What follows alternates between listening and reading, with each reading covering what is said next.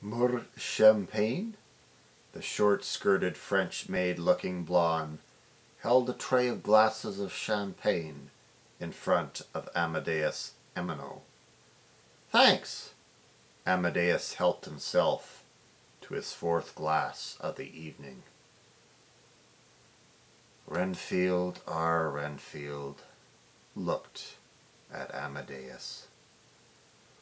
All he needed was a drunken genetic clone on his hands, or his paws, should Renfield suddenly shapeshift into a hamster. Renfield shot a needle into his arm, not because Renfield was a junkie, at least not for drugs. Renfield had a craving for tuna fish sandwiches, but he also had an allergy to tuna fish. So the medication he took through the needle enabled him to eat tuna fish sandwiches without suddenly breaking into a case of highs.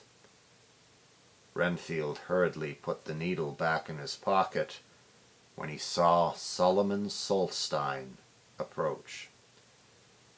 Solomon Solstein was the Western world's only major businessman who wasn't suffering from the global recession.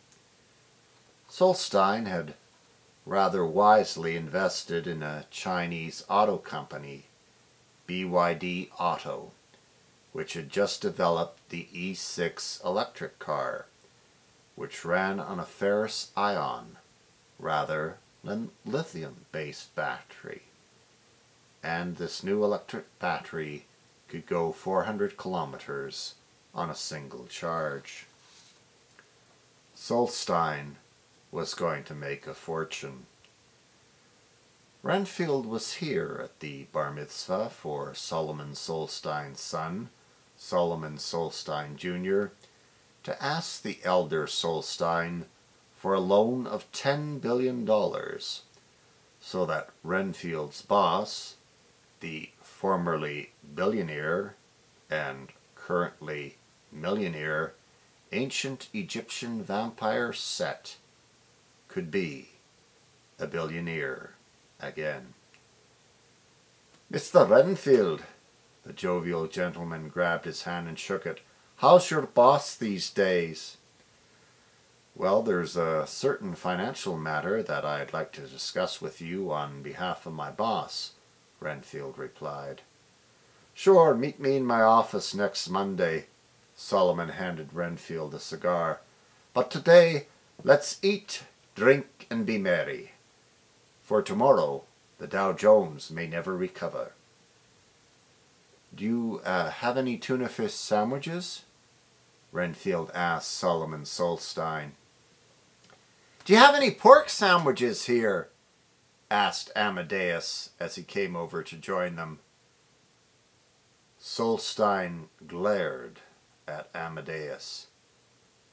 "Tuna, yes. Pork, no." Renfield hit Amadeus on the back of the head.